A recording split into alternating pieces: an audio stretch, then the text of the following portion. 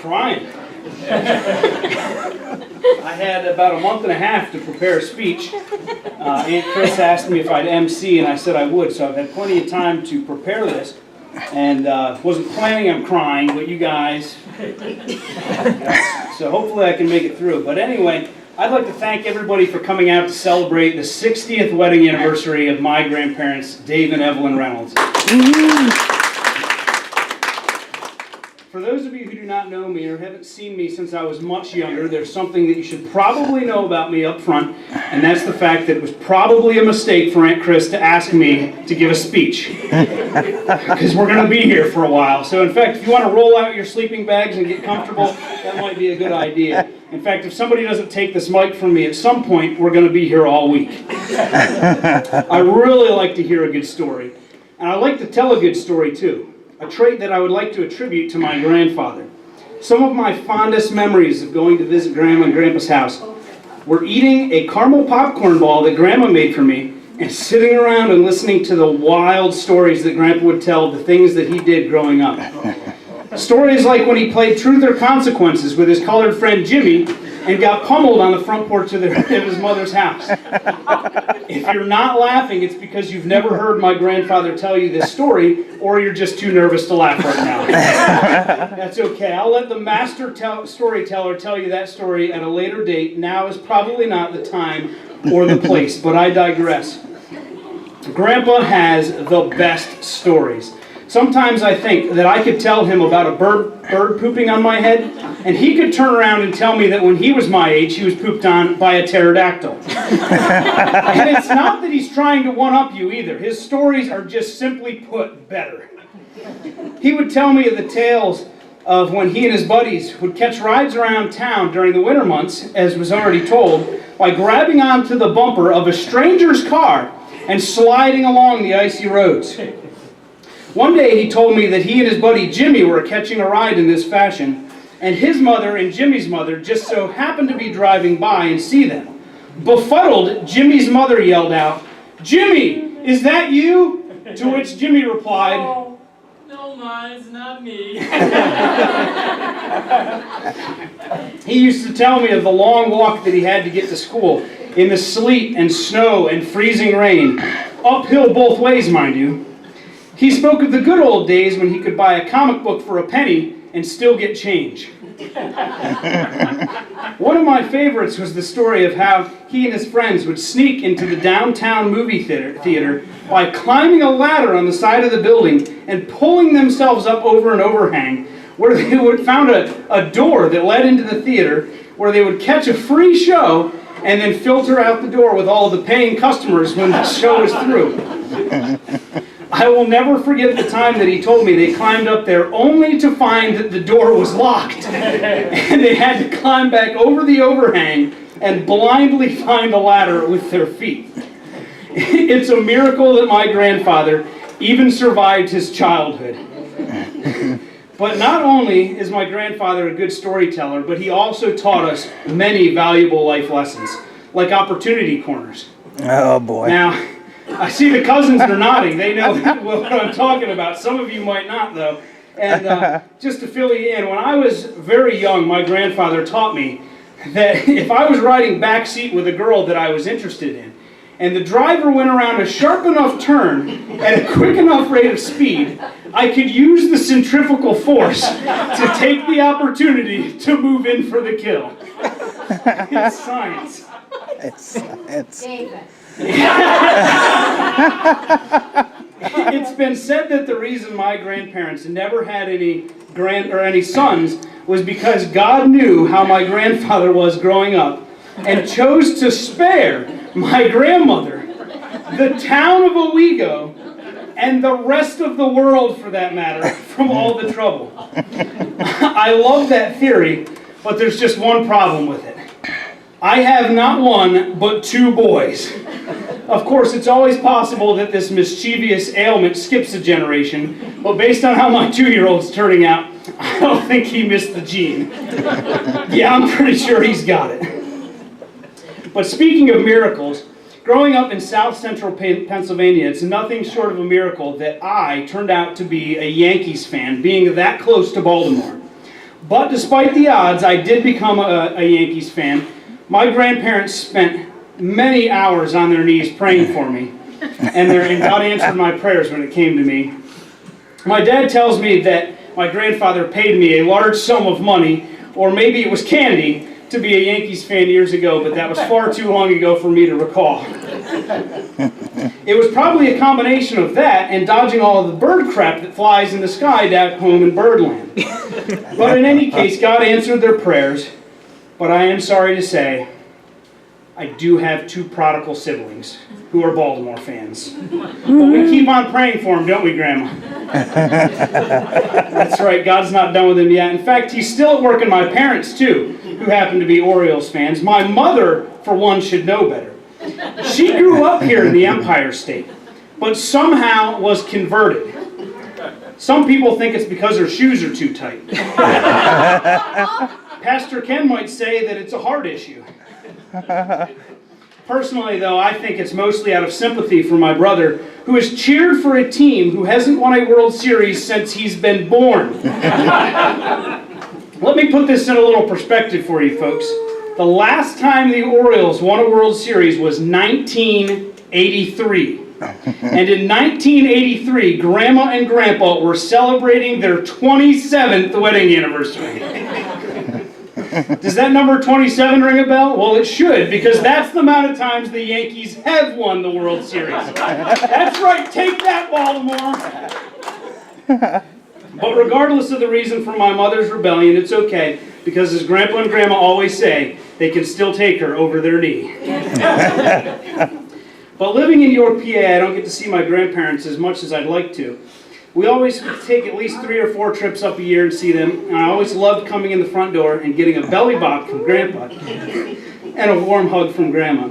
When we were really small, Grandpa would show us his mutant power of taking his teeth out of his face, which was both amusing and terrifying at the exact same time. Back then, I had no clue how he was able to do this. It kept me up at night. Looking back, it was probably a result of the 2 candy jars that Grandma always had on the dining room table. One filled with M&Ms and the other with pastel mints. Another one of my favorite treats of visiting Grandma and Grandpa. I remember one summer I got extra lucky and my grandparents came down to visit us just outside of Amish country. And on the way back home, they picked me up and took them back with them to stay for a week, when my parents would come back and pick me up. Every night, Grandma would fix me a bowl of ice cream and let me watch TV before going to bed. I remember the one night very well. She was flipping through the channels and she found a show that she thought was suitable for my likings. Well, the show that she just so happened to stop on was the Teenage Mutant Ninja Turtles. And unbeknownst to Grandma was the fact that the Voorhees boys were not authorized to watch the Ninja Turtles. And I figured since Grandma didn't know, she really didn't need to know. So she stepped out of the room to call my mom and give her updates on how I was doing for the day. And when she came back into the room, she said, "Your mother's on the phone. Would you like to talk to her?" Now, you need to understand the reason I wasn't allowed to watch the Ninja Turtles, my parents tell me, is because after watching the show, they tell me that my brother and I thought that watching it was the equivalent of taking years of mixed martial arts karate lessons, and that we would break out into full-blown battles after watching it. So we weren't allowed to watch. But Grandma comes back through the room, says, "Your mom's on the phone, would you like to talk to her?" Now, without giving it much prior thought, I took the phone and wasted no time in bragging to my mother that Grandma had been letting me watch the Ninja Turtles. But Grandma, she let me watch the rest of the show anyway. That's how awesome my grandmother is. Meals at the Reynolds are always a treat. Grandma will never let somebody go hungry. In fact, I can't tell you how many times my wife and I have taken a trip up over the summer, and we've stopped on the way to get something to eat on the way, and we'll come in the front door and sit down our luggage, and Grandma will ask if we're hungry. And if I tell her that we've already eaten and that we were full, she'll say, "Oh, that's nonsense. Sit down and eat." 4 square meals a day, folks. That's what I'm talking about. Grandma makes the best meals. Beef stew, I don't even like beef stew, but Grandma's beef stew is like 4 parts beef and 1 part stew. It's so good that whatever you can't finish, you just want to rub it into your arms. My mom used to get upset with me because I wouldn't eat her beef stew. Well, that's because Grandma didn't make it. As a kid, I always loved having breakfast at their house because Grandma would have English muffins, bagels, donuts, and every cereal I could imagine on tap. Then, as if Lucky Charms didn't have enough sugar on them already, she'd get out the brown sugar and sprinkle it on top for us. I can recall many meals at the breakfast table when Grandma would walk out the room and Grandpa would look over his shoulder to make sure she was out of sight. He would signal for me to be quiet, and then he would dig into the brown sugar himself. Then I would almost indefinitely hear Grandma yell out from the dining room, "Dave, you better not be getting into that sugar. You know you're not supposed to be having that." Come to think of it, Grandma, I owe you an apology. Just a mere matter of moments ago, I blamed you and your candy jars for Grandpa's teeth falling out. But now in hindsight, it was Grandpa's fault all along. Sneaking brown sugar behind Grandma's back and in front of your grandkids. You should be ashamed of yourself. But speaking of the grandkids, Grandma and Grandpa Reynolds have 3 kids, 9 grandkids, and 7 great-grandkids. One of the grandkids would be my cousin Patrick, and 2 of the great-grandkids, be Nicholas and my son Logan, bear the middle name David. I can't help but think that my grandparents had something to do with this. I know, speaking for myself, when our firstborn was born, we decided to give him the middle name David. Because the middle name is the one that you yell out in conjunction with the first when the boy is getting into trouble. And like we've already established, the troublesome gene comes from Grandpa, so it was only fitting. No, but really, we gave him the middle name David to pay homage to my grandparents, the greatest grandparents I could ever ask for. Dave and Evelyn is like one word to me. One day, shortly after my wife, Ashlyn, got the privilege of meeting my grandparents, she said to me, "When you get older, I hope you're exactly like your grandfather." My response was that I hope that she is one day exactly like my grandmother, and that in so doing we can have the kind of marriage that they have, the kind of marriage that reflects the biblical blueprint of how a marital relationship should be. It says in the book of Ephesians chapter 5 and verse 22 to 33, if I find it here, "Wives, submit to your husbands as to the Lord. For the husband is the head of the wife, even as Christ is the head of the church, his body, and is himself the Savior.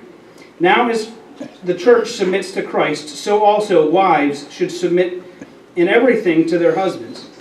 Husbands, love your wives as Christ loved the church, and gave himself up for her, that he might sanctify her, having cleansed her by the washing of water with the word, so that he might present the church to himself in splendor, without spot or wrinkle, or any such thing, that she might be holy and without blemish. In the same way, husbands should love their wives as their own bodies. He who loves his wife loves himself, for no one ever hates his own flesh, but nourishes and cherishes it." And let me just tell you, folks, my parents know a thing about nourishing. Exhibit A. Okay. "But we are members of one body, therefore a man shall leave his father and mother and hold fast to his wife, and the 2 shall become one flesh. This mystery is profound, and I'm saying that it refers to Christ and the church. However, let each one of you love his wife as himself, and let the wife submit, show that she respects her husband." Although I don't recall my grandparents ever reading me this passage, they taught it to me by the way they conducted themselves, by the way they treat and take care of one another. This is the model my grandparents have set in their lives for the past 60 years. Let that one sink in, folks. Our planet has orbited the sun 60 times since they got married, and they still love each other. How awesome is that? This, my friends, is precisely why my son Logan bears the middle name David. so that as he grows older and asks, we can always tell him of his great-grandparents, Dave and Evelyn Reynolds, and their profound love for one another. Thank you very much, Grandma and Grandpa, for the example that you have set for me. You guys are the best. Congratulations on 60 years of marital bliss. I love you guys, and here's to 60 more.